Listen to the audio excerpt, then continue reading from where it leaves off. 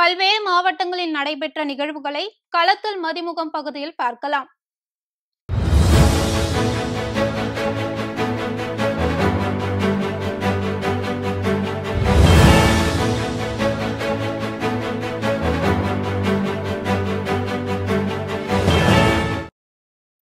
விருதுநகர் மாவட்டம் அருப்புக்கோட்டை நகராட்சியில் முதியவர்கள் மற்றும் மாற்றுத்திறனாளிகளுக்கு வீடு தேடி ரேஷன் பொருட்களை வழங்கும் தாயுமானவர் திட்டத்தை வருவாய் மற்றும் பேரிடர் மேலாண்மை துறை அமைச்சர் KSSR ராமச்சந்திரன் துவக்கி வைத்தார்.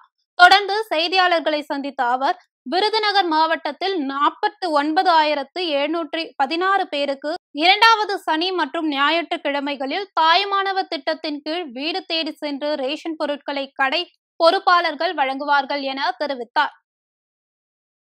நாமக்கல் மாவட்டம் ராசிபுரம் அருகே பாடியநாயக்கன்பட்டியில் விடுதலை களம் கட்சியின் பொதுக்குழு கூட்டம் நடைபெற்றது.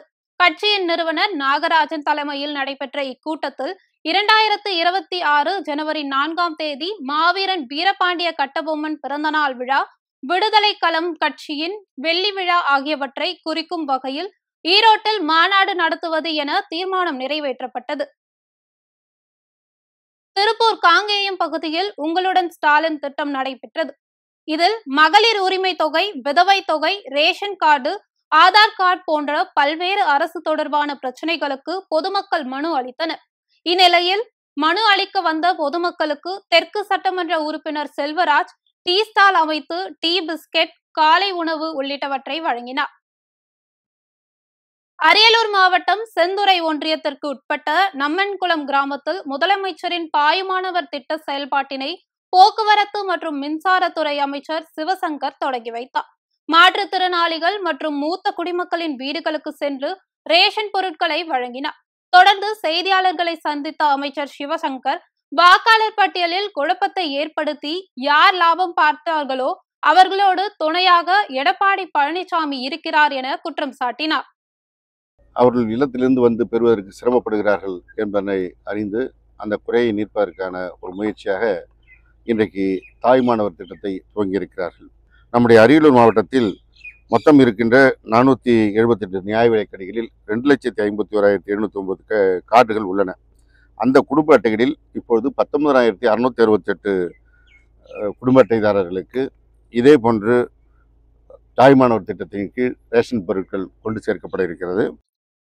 உலக யானை தினத்தையொட்டி மயிலாடுதுறை தருமபுரம் ஆதீனம் ஞானபுரீஸ்வரர் கோவிலில் உள்ள யானை ஞானாம்பிகைக்கு சிறப்பு கஜ பூஜை நடத்தப்பட்டது.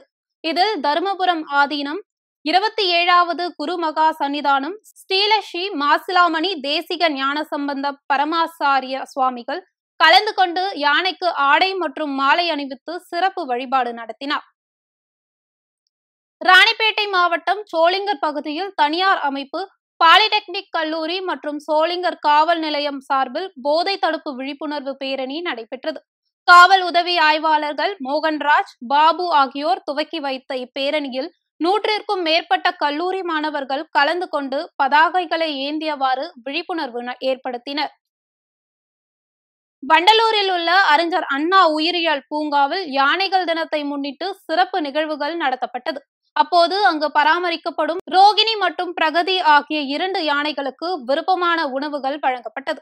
மேலும் யானைகளின் முக்கியத்துவம் பற்றி பொதுமக்களுக்கு விழிப்புணர்வு ஏற்படுத்தப்பட்டது. திருப்பத்தூர் ராமக்காப்பேட்டையில் அமைந்துள்ள ஸ்ரீ முத்துமாரியம்மன் கோவில் திருவிழாவை முன்னிட்டு முளைப்பாரி எடுத்து வந்த பக்தர்கள் நேர்த்திக்கடன் செலுத்தினர். முன்னதாக பெண்கள் கும்மி அடித்தும் கோலாட்டம் ஆடியும் ஞானவிநாயகர் ஆலயத்திலிருந்து புதுப்பேட்டை வழியாக ஊர்வலமாக வந்தனர்.